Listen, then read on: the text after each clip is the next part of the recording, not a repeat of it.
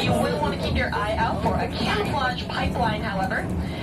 That is our hydroelectric pipeline, taking water from Goat Lake high up above down into our hydroelectric processing plant in the valley to the left. Once you do see that pipeline, you will want to continue looking to the right to see Pitchfork Falls. This is one of our year-round waterfalls. It does go by pretty quickly, so good luck trying to take a picture.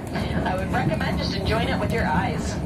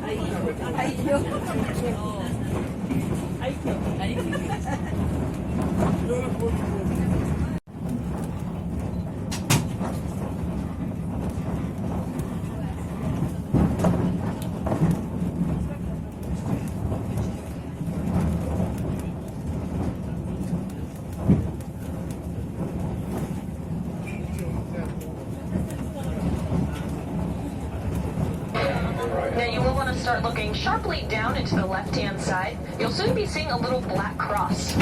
Now once you see that cross, you'll see a large triangle of granite just underneath it.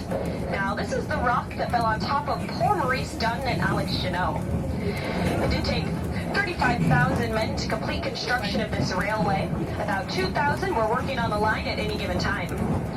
Of those men, only 35 died, which is a surprisingly small number, considering it only took 2 years, 2 months, and 2 days to complete all 110 miles of this rail line. We are coming upon the spot where Maurice Dunn and Alex Jeannot, as well as their 2 pack animals, were in the wrong place at the wrong time.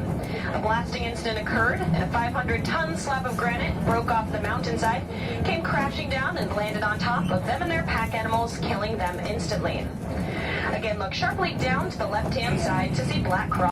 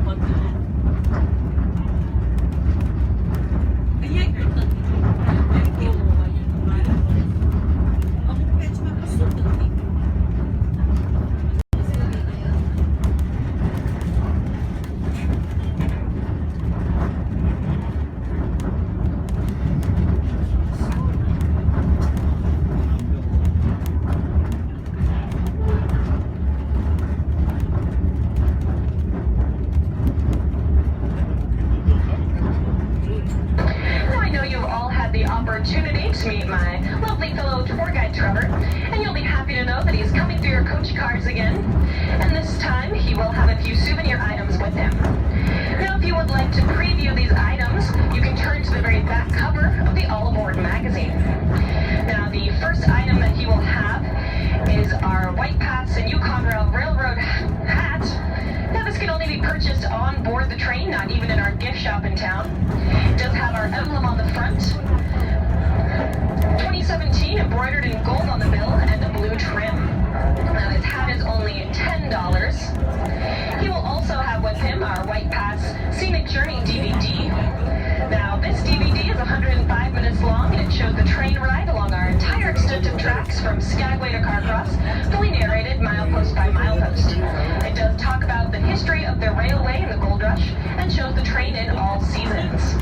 This DVD does play worldwide and is only $15. But we do have a special for you today. If you would like to purchase the hat and the DVD together, we make it an even $20, and we also throw in our 32-page scenic picture guide as a gift. That cannot be purchased separately. That is only a gift if you buy the hat and DVD in the combination package for just $20. Now, as Trevor makes his way through your coach cars, please keep in mind he will only have time to come through with these items once and one time only, so please have your decisions ready. Now, he can only accept U.S. cash or traveler's checks. And of course, while he is a great salesman, he is also an excellent tour guide. So if you have any questions, it's a great time for those as well.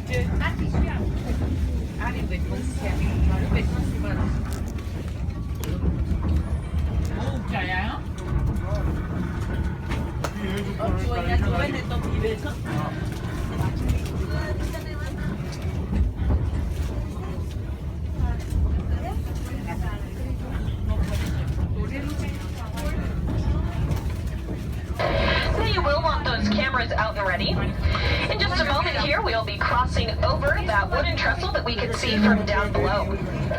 As we do so, we'll be crossing over Glacier Gorge. There will be steep drop-offs on either side of the train, and then we'll be entering into our first tunnel of the day at 250 feet long. Now, it will be very dark inside, so if you're standing up, please hold on.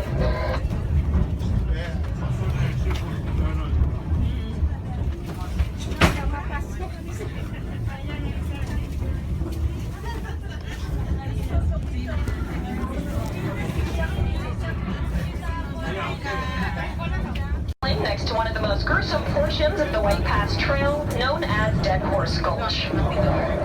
Entrepreneurs would purchase retired horses that were in line for the glue factory at about 25 cents or less in Seattle. They would bring them up here to Skagway. And those miners, not having the knowledge or means to truly take care of those animals, and said that few survived more than 2 or 3 trips up to the summit. About 1,000 animals died by falling off the trails, drowning in the river, or starving to death. Now, Jack London, the famous author, came up here and witnessed the travesty for himself, and this is what he wrote. The horses died like mosquitoes in the first frost. From Skagway to Bennett, they rotted in heaps. Men shot them, worked them to death, and when they were gone, went back to the beach and bought more. Their hearts turned to stone, those that did not break, and they themselves became the beasts, the men on the Dead Horse Trail.